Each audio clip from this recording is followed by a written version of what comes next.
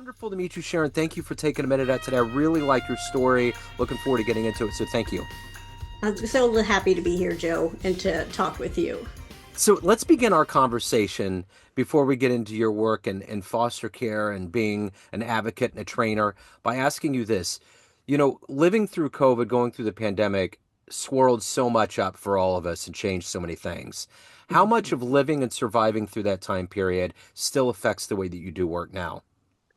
Oh, goodness. So COVID, we are still recovering academically in our school systems from COVID. Test scores, graduation rates, everything has dropped significantly. And when I work with my foster kids, that affects them because they're always lower than the general peers in terms of graduation rates and all that. So they're even coming at a much more disadvantage. And so COVID has really changed the way we do everything. On the positive side, I can train now anywhere in the world because of COVID, because everybody now does virtual trainings, virtual meetings. We learned that, oh, wow, we can work from home and still have the same productivity and things like that. So COVID did open up some doors in terms of more virtual trainings. Foster parents used to have to go to in-person trainings and find babysitters and all of this, and now they can do these virtual trainings and not have to go through all of that family stuff that was causing barriers for them. So. So let me ask you this. Let me get to the heart and soul of what you do on a daily basis. And I'm going to put you in front of a bunch of grade school kids. They're third graders. It's career day. And one of the kids in the back of the room is like, hey, what do you do for a living? How do you answer them? Mhm. So I would tell grade school kids that what I do is I work with children who are in foster care and their families. And I train them on how to get the best education for their kids. What are the things that they need to know that would make their kids do better in school? What are the things they need to do in order to help those kids? So things like how do you talk to the school district about getting the best things, the best services for the kids, and how do we get their grades up if they're having problems? How do we help them read better or do math better if they're having problems? That's basically what I do. My son's 20 and he's on the autism spectrum. So I've worked with IEPs and it almost reminds me of that kind of Yes. world that you have to stay on Yes. top of it and allocate minutes that are going to be the most beneficial to their educational world. Absolutely. And in fact, because of trauma, most foster kids will end up having an IEP, an individualized education plan, Yeah. because of that special need. And in fact, with a child with autism, you will see some of the same types of symptoms in ch kids with trauma. Trauma often looks like ADHD or autism. They either are very hyperactive and hypervigilant, or on the backside, they may be more sheltered and not verbal and a little wary about social settings. It's kind of that they live in either fight or flight mode a lot. And so you'll see those two ends. But even though it mimics autism or an ADHD, it's very different. But they still need the same kind of supports. They need those IEPs. They need staff that understand that they're going to be triggered really quickly and go back into that survival mode. So yeah, it's very much the same. It's interesting because I didn't realize that for a long time. My son would have friends that seemingly were like neurotypical. And I'd be like, okay, what's going on? And then I would figure out that it was more of an emotional. So I didn't know for a long time. I just thought that all of the kids that would be in a SPED program or on a SPED campus, it was because of a scientific diagnosis, but there's a lot of emotional pieces with trauma that go into it too. Yes, and especially in today's world, after we've had COVID, we have all these school shootings, we have upset with the elections, all of these things, because our kids are exposed to it through media and social media so much more Yeah. than we used to be. We didn't grow up hearing about these things. We have learned that all kids have some type of trauma exposure. Now, Yeah. it doesn't affect all kids the same way because trauma doesn't. Everybody is different. But every child, whether they have a special need, whether they are in foster care or adopted, any of them have that potential of having some trauma response because of everything that they're exposed to that we were not. So, what did you want to be in the third grade? What was your dream life? I wanted to be, so my parents were big scientists and we were a nerdy family. Let's just say Yes. that. We were a nerdy family. So every month I got a new National Geographic book Yeah. that came to the house and I wanted to be whatever scientist was in that book for that month. That's so I wanted cool. to I wanted to be an astronomer. I wanted to go to space. I wanted to be a paleontologist. I wanted to work with tigers. That was like for a long time. That's what I wanted to do Yeah. was go into the jungle and work with tigers. Yeah. And then Yeah. I took biology in 10th grade and realized I was not meant to be a scientist. Yeah, that's when it's like the veterinarian idea. Like, yeah, once you get Right? around the blood and mortality of it all, you're like, yeah, maybe not. Maybe Yeah. something else, you No, and know? I took child development the same year just to kind of as a filler credit and loved working with kids, and I've never looked back. But yeah. So talk to me a little bit about your career. Take me back, actually before that, talk to me a little bit about these seeds of getting into foster care and taking care of kids and being an advocate. What were those early seeds that were planted that set you on this career course? So early on, like I said, about 10th grade, I took biology and I took child development at the same time, did horrible in biology, loved working with kids, and started doing, working at child cares. I was babysitting almost every weekend, all of that. Went into college to be a teacher. Got my special ed. I was focused on special education. I went to a program that was new at the time, talking about inclusive education rather than like you were talking about those special ed schools that are like separate on a whole different campus. Yeah. Syracuse, New York was test piloting inclusive education. And so I went there for college. But partway through, I felt called to ministry. And so I actually, when I graduated college, I went into seminary and got a master's degree in divinity so I could be a children's pastor. And I Okay. did that for about 20 years. So I still had my special ed background, but I was serving children and family in churches. And then my special ed heart really I wanted to start an inclusive special ed ministry at our church, and unfortunately just didn't get the support.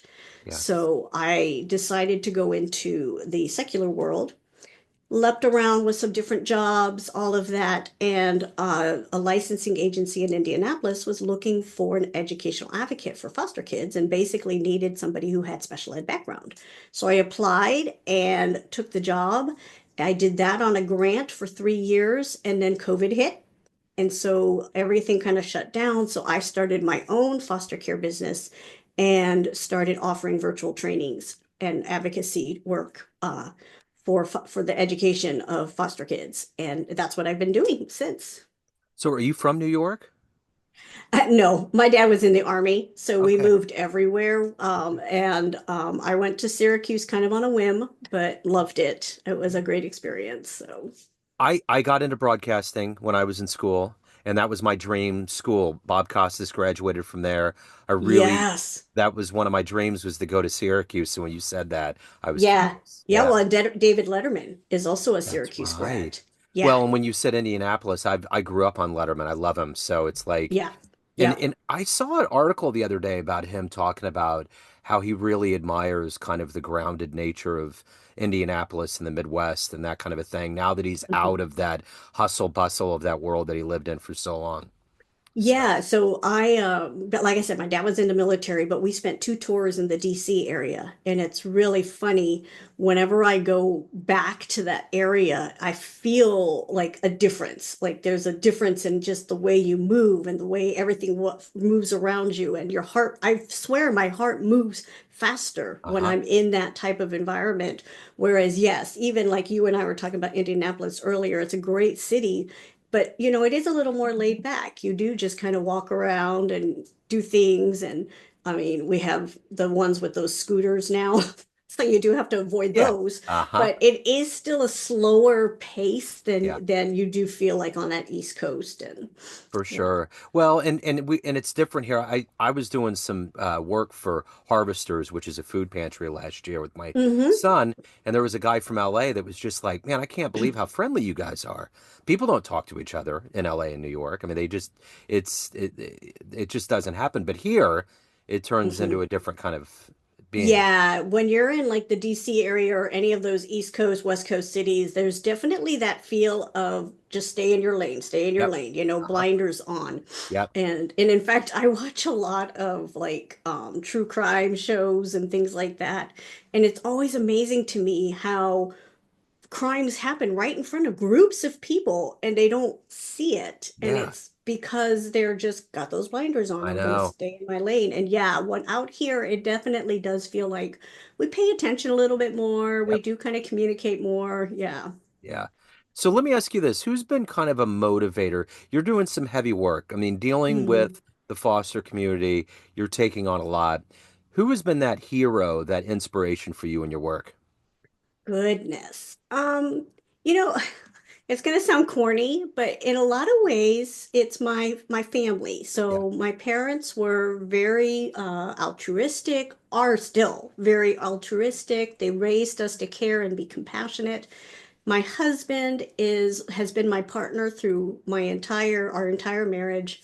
When I served in the churches, he served with me. He supports me in this business where, sometimes I make money, sometimes I don't, but he's always like, yeah, it'll be okay.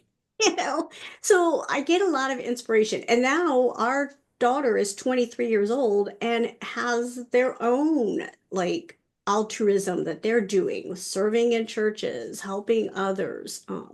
They are non-binary, so they're part of the LGBT community and very active socially in that. And so I really do look to my family, but outside of my family, here in Indianapolis, we have Tony Dungy, who was our coach for Oh the yeah. Colts for a long Uh-huh. time, and he's an adoptive father. And Oh, so he was a great inspiration because obviously, like I said, I moved here. I only been doing the advocacy for foster care for about 7 years, but we've lived here for 25. But Tony Dungy was always kind of that inspiration. The other inspiration we had was when my husband and I first met. We met in Dayton, Ohio, and we were on a bowling league together. And this other couple that was there, an older couple, they were foster parents for like 50 kids. And wow. they used to tell us stories, and they were our favorite ones to bowl with because we really didn't care about the score. We mostly spent time talking with each Yeah. other. Yeah. And they were so inspirational in talking about how they did this. So that seed was planted way back then when my husband and I first met and kind of Interesting. just grew. Yeah. Yeah. Well, mentioning Tony Dungy, it reminds me of, you all had your day in the sunshine with Peyton Manning there and Hmm. how many championships and how much fun that had to be. And I keep thinking about that now with Kansas City. I mean, Yes. we're on the precipice of something a little bit different because it could be beyond a dynasty, but it's Hmm. still so much fun. And I keep thinking this contract's going to run out. They're going to get older. It's going to end because I went through the 30 years of darkness and as when you're a sports fan, that can last forever. So anyways, it's interesting. I just thought about that with Tony and they did have quite a legacy for a while. Yeah. So, Well, and they still do. Peyton yeah, Manning opened a children's hospital here in Indianapolis, and he is really. still active. Even though he Okay. doesn't live in the Indy area anymore, he comes back and he visits. And yeah, he opened the children's hospital right before he retired or moved to Denver Okay. or something like that. But yeah, not Denver. That's where his brother is, wherever he went. Yeah, yeah, yeah, yeah. No, that's Yeah. great. So let me ask Yeah. you this. If you can meet anybody on the planet right now that you find inspirational, that's doing wonderful work, that you would like to talk to, see how they work, that might benefit you and your work, who would that be? Hmm. There's a lot, and I've met a couple of my heroes. There's a man called John DeGarmo who is a TED Talk speaker, and he actually took time to talk with me, which I love, and we're still connected. But if I'm going to look at somebody, not specifically maybe around foster care, but somebody who I know has a heart for children, I would love to meet Michelle Obama. Yeah. Her program where she really built up the school lunches for kids and making sure that kids did not go hungry. It's heartbreaking to me that we live in a country right now where it's okay for kids not to have lunches. And Yeah. and that's horrible. But Yeah. so she would be the one I would love to meet Yeah. is her. I really enjoyed her book. I read it last Oh, year and it was wonderful. it is. It Yeah. is. Yeah. So let me ask you this. I'm curious in the work that you're doing, which is pretty heavy. How do you balance all of that with family life and taking care of yourself? I mean, there has to be quite a juggling act that goes into all of this. How do you do it? There is, and it's interesting. I have fibromyalgia, and when I first was diagnosed, I mean, I started having symptoms when I was in my 20s, and it was Oh, one of those that nobody knew what was going on. Fibromyalgia wasn't even talked about. sure. Did all these tests. Everybody kept telling me, "Oh, you're too young to have pain," and I'm like, "Well, that doesn't matter. I have pain," Yeah. you know, Yeah. right? So, it took about 20 years to actually get diagnosed, but I have been diagnosed. I do know I have fibromyalgia. I've had to care for myself. So for a long time, I couldn't even work full time. I had to manage meds and exercise and everything to finally get my body to where I'm not in pain continually. But I've also seen that as a gift. I tend to be a very type A personality, and I would have burnt out if I did not have my body to tell me when I'm doing too much. Honestly, I probably would have had a heart attack by now. And so I look at it as that as a gift. It's not a trial, it's a gift. And Yeah. so I listen to my body. I've had to listen to my body because of the fibromyalgia. But I also I'm very protective of my time in terms of if I have to work in the night, so like I'm training an evening class, I'm going to take time off during the day. My husband and I, like we're empty nesters, we like to take what we call like adventures. We like to do something new and different. And so we'll go away for a weekend and just try something new. Yeah. We do those types of things. I'm also, though I talk a lot, I am really an introvert. Sure. So I always have to have my little bit of time at night. And it's funny, if you're ever in our house, after dinner, we don't really talk to each other. We might be watching TV and stuff together, but we're both introverts and we're just happy being quiet, Sure. you Sure. know? So it's a balancing act, but I do a lot of little things every day that I know is going to help me. And I mean, I do things like yoga. I walk on my treadmill. I do all of those things just to care for myself because yes, and I tell my foster parents this all the time. If you don't care for yourself, how are you going to care for others? Yeah. So True. I'm not going to do anybody any good if I'm laying asleep in the bed because I've overdone it and my body has just rebelled. Well, being in quiet and being in that meditative space is almost the new therapy. You Yeah. know, it really Yeah. kind of, I think a level of that regenerates your synapses to just kind of breathe and just be with yourself, which was Yes. what was so emblematic of living through COVID. We were in such a frantic pace constantly, doing Yes. and running and everything. Yeah. And it finally was Mother Nature saying, "All right, this is what we got." Yeah. Yeah. I agree. And it's interesting how different personality types handled COVID. Yeah, Honestly, my husband and I, well, it was tough because he worked in a nursing home, so he really couldn't take off and he got COVID really bad. yeah, But for the most part, because we are introverts, we have hobbies. If we were home, it wasn't that big of a deal.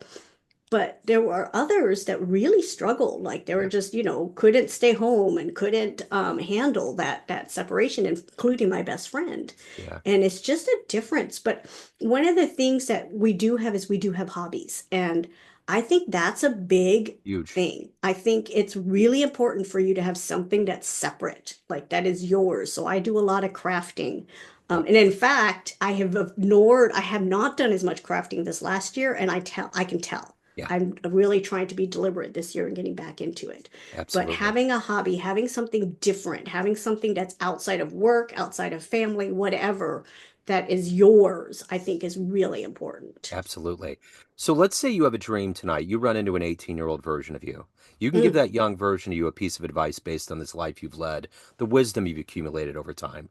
What mhm. advice would you impart on that young version of you? So, we all made dumb mistakes, but I think for my 18-year-old version, I would say quit looking to others for validation and start talking to yourself. Start validating yourself. Start seeing your own confidence, your own achievements, your own. I was very much an attention seeker, and it was a lot of because I wasn't getting it, right? Like my parents are not very demonstrative, all of that. And it hit hard for a young person. Yeah, And now at 52, I'm much more aware of who I am, what I can accomplish, what I do well. And I would have told my 18-year-old self to listen to that inner voice more than those outside voices. for sure. So, of everything that you've done and accomplished and evolved into at this point in your life, what are you ultimately the proudest of? What am I ultimately, The proudest of? am I ultimately proudest of? Honestly, I think I'm probably proudest of how we raised our non-binary child. Yeah. Um, Scout has flaws just like every other kid, but oh my goodness. I mean, they are connected to their church.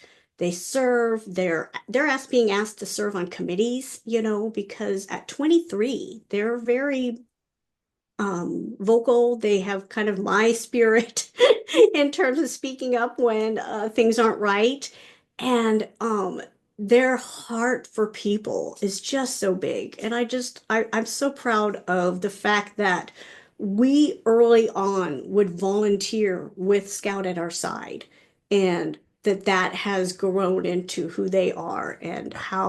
how accomplished they're becoming. And they're not making a ton of money. That's not to me important. I mean, they live in our basement because it's ridiculous trying to find an apartment in Sure. Indianapolis right now. Sure. So, but they work at a theater. They're doing a lot of background stuff. They're basically the assistant to the executive director. So, they're doing things that they love, Yep. and they're not motivated just by money. Yep. I totally dig it. So at the end of the day, everyone has a perception of you. Family, friends, clients, everyone that knows you, that works with you, but you run the show. What's your Mhm. perception of you? Who do you think you are? I think I am somebody who wants to change the world. I want to see change. I want to see um, people moving back towards compassion and empathy. I want them to look at my foster kids not as bad or troubled, because we put a lot of labels on foster kids, blaming them for what's happened to them. Their behaviors is a direct result of what's happened to them, not because they're bad kids. I want people to stop being so judgmental and start opening their hearts. And I want to be one of the change makers in that, Yeah. constantly reminding people that really we're here to serve each other, not ourselves. So let me take you back to that childhood memory of the National Geographic books.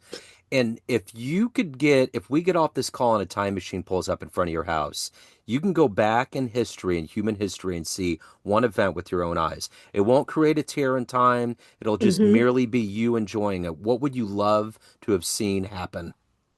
Goodness. Um, you know, wow. There's a lot of things now that you say that. Oh, I know what it would be. And Yeah. this is kind of weird, I know, but I am a huge J.R.R. Tolkien fan Okay. from The Lord of the Rings. Uh-huh. Yep, I yep. would just love to sit with him and hear how his mind works. This man created an entire universe in his head and wrote it down. And it reads like a history book, Right. right? Like Like it he happened. yeah, and I just would love to see how he crafted this, what his thought process was, and how he formed all of this in his mind, because it's amazing to me. So what I heard is that he initially began this whole series because he was afraid that storytelling was going away and he was just making Yes. this story up with his kids at night. It was bedtime stories that Yeah. evolved into this enterprise. Yeah. Yeah. It's wild. Have you ever read his Christmas letters to his kids? No. His son published it. You have to look it up. Yeah. It is so cool. He has all these stories. So basically, Santa wrote to his kids all through the year, Yeah. and he kept those. those letters, and his son published them after his death. And it Wow. is the coolest, like the stories he would tell the kids about what Santa was doing and the North Pole and stuff like that. It's just so cool. That's wonderful. So, Sharon, if anyone wants to reach out, learn more about you, has any questions, any of the good work that you're doing, the good business, Mhm. where do they go? You can find me on Facebook, LinkedIn. Both are just under Sharon Dunlevy, Dunlevy. And you can also email me at Sharon@SharonDunlevy.com. Okay, Mhm. excellent. Sharon, thank you. I love your story, your energy. I appreciate your time today. Thank you so much, Joe. It was so great to be on here. Great to meet you. Thank you.